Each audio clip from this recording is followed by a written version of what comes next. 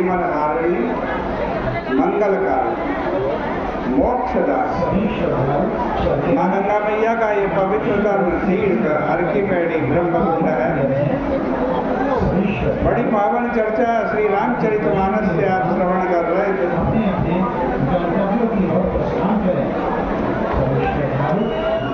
चर्चा थी कि रावण को बहुत समझाने की कोशिश की। अनेक व्यक्तियों ने विभीषण ने की, हनुमान जी ने की, अंगद ने की, लेकिन रावण का हृदय परिवर्तित नहीं। सबने कहा कि सीता जी को वापस कर दो, अभी भी समय है।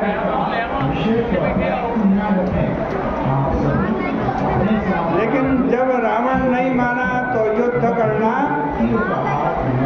बाध्यता हो गई, आवश्यक हो गया। लंका के 4 दरवाजे हैं, कल मैं कह रहा था 4 दरवाजे, और उन 4 दरवाजों में चतुर्मुख चारों तरफ से आक्रमण करने का निर्णय किया गया।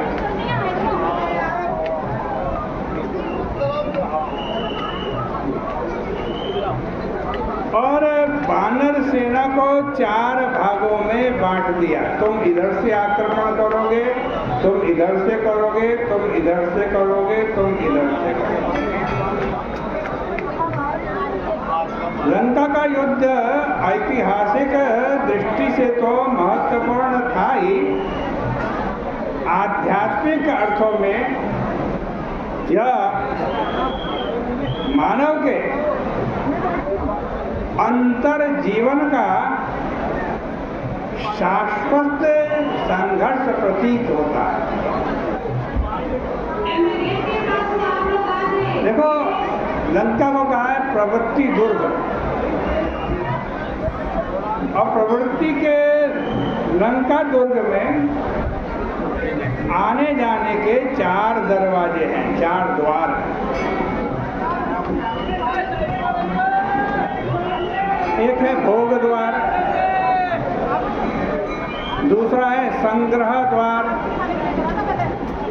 तीसरा है संरक्षण द्वार, और चौथा है सम्मान द्वार। प्रवृत्ति का मुख्य द्वार भोग है। भोग, जहाँ पर जितनी तीव्र भोगों की अभिलाषा है, वहाँ प्रवृत्ति का उतना ही विस्तार है। और जहाँ भोग होता है, वहाँ संरक्षण की भी चिंता होती, ये स्वाभाविक है।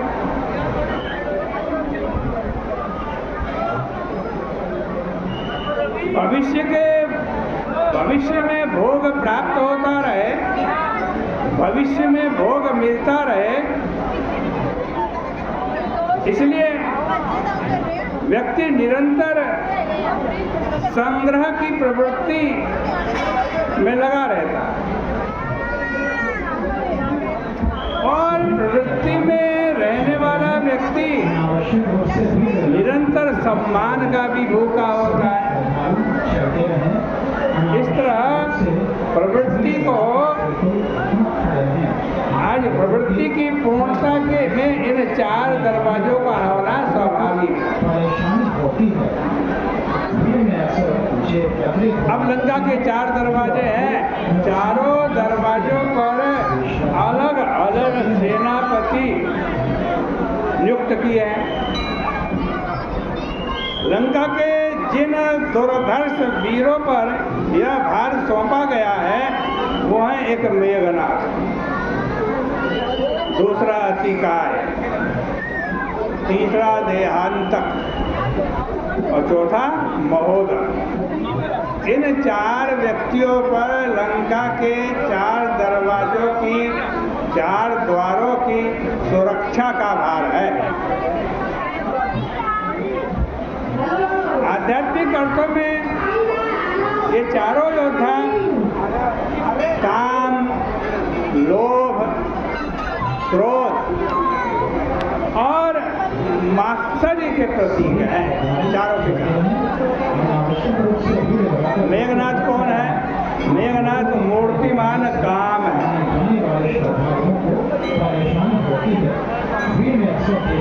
जैसा कि तुलसीदास जी ने बताया है। और ये जो दरवाजा है ना जिसमें मेघनाथ युक्त है वो बड़ा सुदृढ़ दरवाजा है और इसकी रक्षा के लिए काम को नियुक्त किया है जो सर्वथा स्वाभाविक है। इस द्वार का टूटना सबसे कठिन है। मेघनाथ करई लड़ाई, मेघनाथ करई लड़ाई, टूटन द्वार परम कठिनाई, टूटन द्वार परम कठिनाई।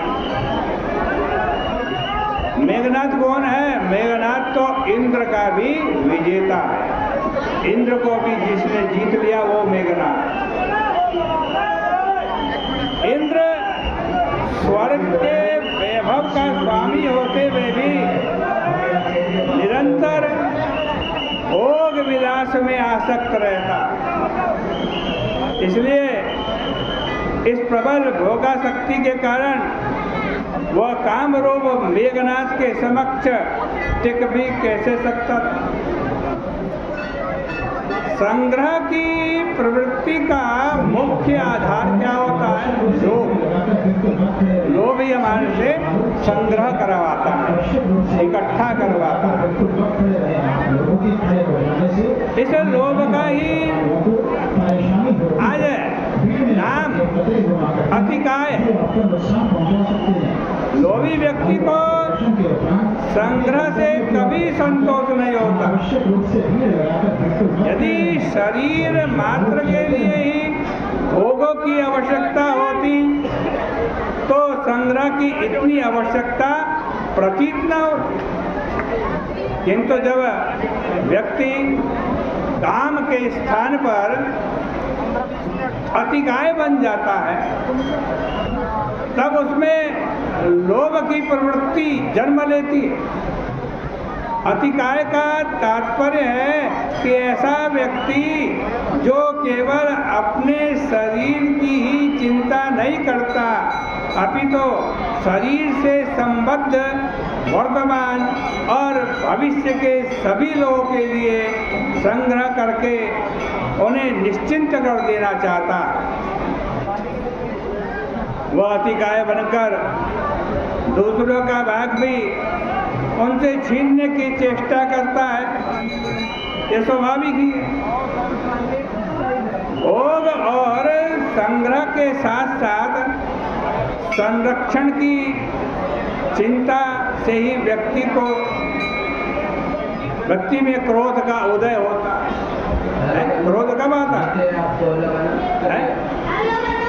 जब भोग करना चाहते वो हमें भोग ना मिले, जो हम चाहते वो ना मिले, तब क्रोध आए। जिसको हम इकट्ठा करना चाहते हैं वो भी ना मिले तब भी क्रोध आए। व्यक्ति को यह चिंता निरंतर सताती रहती है कि कहीं उसके भोग को कोई छीनने का प्रयास न करे। इसलिए गीता जी में काम के पश्चात लोभ के स्थान पर क्रोध की उत्पत्ति बताई गई। संगात संजायते काम, संग से काम उत्पन्न होता है और कामात् क्रोधो विजायते।